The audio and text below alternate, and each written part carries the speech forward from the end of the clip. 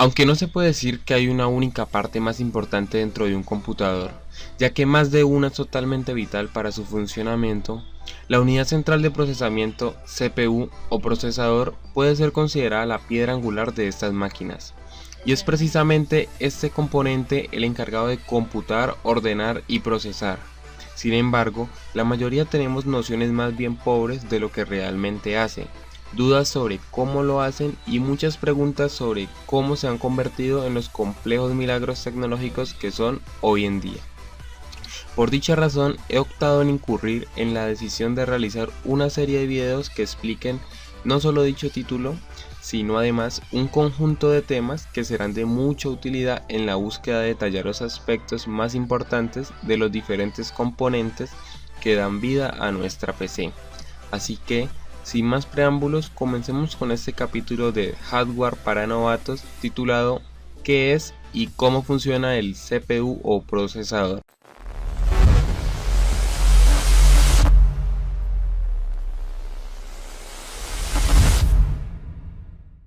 El procesador o CPU se considera que es el cerebro de una computadora. Sin este, el equipo sería incapaz de hacer cualquiera de las funciones que realiza. El procesador es la parte que realiza todos los cálculos matemáticos y todos los procesos de control para que la computadora pueda realizar sus funciones. Básicamente, se trata de un chip que controla el movimiento y el tratamiento de datos, el cual se inserta en la tarjeta madre o mainboard en un conector especial denominado socket. Exteriormente, un procesador es un cuadrito que tiene uno de sus lados llenos de pines. Esos pines son los que se insertan en el socket mencionado anteriormente, el cual está lleno de agujeritos. Encima lleva un ventilador, el cual suele ser bastante grande para disipar el calor que genera con su actividad. Cabe mencionar que todo en la computadora son datos y números. Obviamente, para hacer todo esto una computadora necesita de complejas operaciones matemáticas. Por eso, cuanto más rápido un procesador realice estas operaciones, mejor será el rendimiento de la computadora. La velocidad del procesador se mide en hercios o hertz, como se le conoce en el idioma inglés. Esta es la unidad de frecuencia que equivale a una vibración por segundo. A mayor velocidad de hercios, mejor es el procesador porque hace más operaciones en menos tiempo. En la actualidad, los procesadores más modernos miden su velocidad en gigahertz. Ahora les contaré un poco su historia para que comprendamos así la importancia del tiempo y los avances tecnológicos. Hubo un lapso de tiempo en el que los procesadores eran constituidos por enormes armatostes que bien podrían llenar una habitación. Gracias a la llegada de los transistores en los años 50 y los 60, los procesadores comenzaron a hacerse mucho más pequeños, potentes y confiables. Sin embargo, cuando les menciono de hacerse más pequeños, no me refiero a que cabían en la palma de la mano. Simplemente pasaron de ser tamaño habitación a ser tamaño nevera, por así decirlo.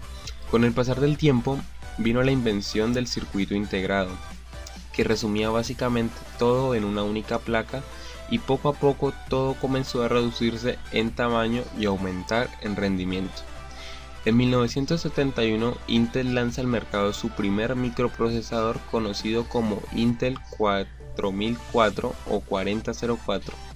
Un año después, en 1972, la empresa anuncia el lanzamiento del primer microprocesador de 8 bits bajo el nombre de 8008. Pero esta pieza no sería tan trascendental, puesto que aún era limitada para lo que prometía, razón que llevó a que en los años siguientes, en 1974, se diera a conocer el Intel 8080, el que sería conocido como el primer microprocesador de propósito general. Los avances se siguieron dando con mejoras intrínsecas en cada dispositivo, razón que en 1978 llevó a Intel a presentar el microprocesador 8086 de 16 bits, el cual fue convertido en un estándar de la industria. Años después, 1985, se daría una gran escalonada cuando el Intel 386 incluiría un chip de 32 bits. Y desde entonces lo demás es historia. La rápida evolución de estos pequeños chips y su gran flexibilidad han acaparado todo el mercado del cómputo. Ahora bien, indagaré uno de los temas más importantes que seguramente los ha traído hasta este video, y es precisamente cómo funciona el CPU. Cuando una función, un programa o una parte de datos se pone en proceso, La CPU utiliza la memoria RAM y cualquier otro hardware con el fin de procesar los datos. La CPU lee las instrucciones asociadas a la tarea antes de enviarla de nuevo a la memoria RAM. Las instrucciones que la CPU recibe tienen que ver con los cálculos y el transporte de datos. El boot del sistema es el camino que deben recorrer los datos antes de que estos se ejecuten. Es tarea de la CPU asegurarse de que los datos se guíen por dicho sendero con el fin de ser procesados y luego llegar a la siguiente etapa. En cada parada del bus del sistema, la CPU se asegurará de que los datos lleguen allí en el orden correcto. De manera paralela, el procesador maneja dos datos en un mismo momento. Uno de estos son los datos que necesitan ser procesados y el otro es el código de programa que está conectado a dichos datos. El código de programación es una lista de instrucciones sobre cómo los datos deben de ser manejados y posteriormente tratados, pero en un idioma que el procesador puede interpretar. Como seguramente habrá otros componentes de la computadora que no entiendan ese código de programación, el trabajo del procesador es interpretar las instrucciones para esos componentes. Cada procesador maneja ambos tipos de datos hasta que ya no se necesitan. Esto es cuando se cierra el programa o cuando ya no se accede al hardware utilizado. Resumidamente, la función del procesador está fraccionada en 4 fases. En primer lugar, lee los datos que deben ser procesados.